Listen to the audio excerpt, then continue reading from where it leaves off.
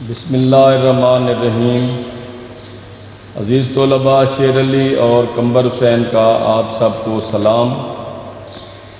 مطالعہ Pakistan class 9 chapter number 2 ابتدائی مشکلات کی آخری 3 ہیڈنگ جو ہے نا اس کو ہم پڑھنے جا رہے ہیں۔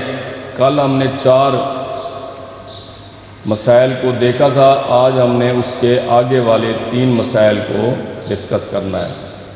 تو سب سے پہلے ہم دیکھتے ہیں فوجی اثاثوں کی تقسیم۔ جو ایک فارمولہ بنایا گیا تھا ہندوستان اور پاکستان کے لیے فوجی اثاثوں کا، تو بھارت نے اس کو ماننے سے انکار کر دیا اور یہ طے پایا کہ 64% اثاثے بھارت کو دیے جائیں گے اور صرف 36 جو ہے وہ پاکستان کو دیے جائیں گے۔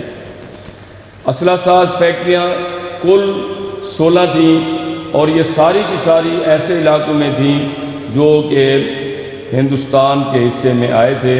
پاکستان کے علاقے میں ایک بھی اسلحہ ساز فیکٹری نہ تھی۔ چنانچہ اس سلسلے میں بھارت نے نہ فیکٹری تو فیکٹری کوئی ایک پرزہ بھی دینے سے انکار کر دیا۔ کافی بات چیت کے بعد 60 ملین روپے اس مد میں دینے کا فیصلہ ہوا۔ اس کے بعد ہم دیکھتے ہیں کہ زرعی مشکلات میں جب پنجاب تقسیم ہوتا ہے تو دریاؤں کی تقسیم بھی متاثر ہوتی ہے۔ دریا تو پاکستان کے حصے میں آئے لیکن ان کے ہیڈ ورکس وہ بھارتی علاقوں میں چلے گئے، جن میں خاص طور پر فیروز پور ہیڈ ورکس دریائے ستلج پر اور مادھو پور ہیڈ ورکس دریائے راوی پر۔ ہیڈ ورکس وہ ہوتے ہیں جہاں پہ لوہے کے گیٹ ہوتے ہیں پلوں کے اوپر، جب دل کرتا ہے اس کو کھولا جاتا ہے پانی اور جب دل کرے تو آپ اس کو بند کر سکتے ہیں۔ تو اس طرح سے اس کا مقصد یہ تھا کہ پاکستان کی جو زراعت ہے اس کو کمزور کیا جائے، پاکستان کے جو مرغزار علاقے ہیں ان کو ریگزار میں بدل دیا جائے اور پاکستان کمزور سے کمزور رہے اور اپنے قدموں پر کھڑا نہ ہو سکے۔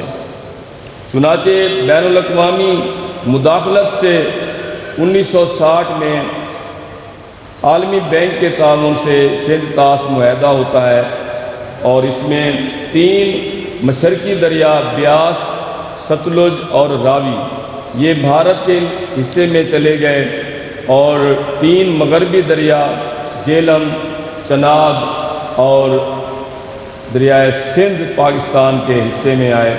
اس طرح سے یہ کچھ مسئلہ حل کیا گیا، لیکن آپ سنتے رہتے ہیں کہ اکثر بھارت پاکستان کے حصے کا پانی روکنے کی دھمکی دیتا رہتا ہے۔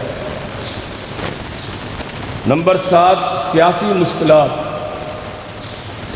600 کے قریب کوئی شاہی ریاستیں تھیں جن کے اوپر انگریز حکومت کرتے تھے، انگریزوں کے کنٹرول میں تھیں مگر آزاد حیثیت سے تھیں۔ جب یہ تقسیم ہوئی تو ان میں سے اکثر نے بھارت کے ساتھ الحاق کیا۔ صرف 12 ایسی ریاستیں تھیں جنہوں نے پاکستان کے ساتھ الحاق کیا تھا۔ اس پر بھی جوناگڑھ پر بھارت نے 9 نومبر 1947 کو فوج کشی کر کے اس کے اوپر قبضہ کر لیا اور دسمبر کے آخر میں 1947 دسمبر کے آخر میں کشمیر پر بھی بھارت نے قبضہ کر لیا۔ حیدرآباد دکن جب قوم قائد اعظم رحمۃ اللہ علیہ کی وفات کے سلسلے میں غم میں ڈوبی ہوئی تھی تو اس دوران 17 ستمبر 48 کو بھارت نے حیدرآباد دکن پر بھی فوج کشی کر کے حملہ کیا۔ اس فوج کشی کے حکم پر لارڈ ماؤنٹ بیٹن کے دستخط تھے۔ وزیر طلباء، اس طرح آپ نے دیکھا کہ مسئلہ کشمیر بھی پیدا ہوا جو آج تک حل نہیں ہوا۔ 3 جنگیں ہو چکی ہیں اور اب جب کہ دونوں ممالک ایٹمی طاقت ہیں، اگر بین الاقوامی مداخلت نہ ہوئی، اگر عالمی رہنماؤں نے مداخلت نہ کی تو جنوبی ایشیا میں کوئی بڑا حادثہ ہو سکتا ہے۔ اس بحث کو بیٹا آپ دیکھیں کہ میں نے آپ کو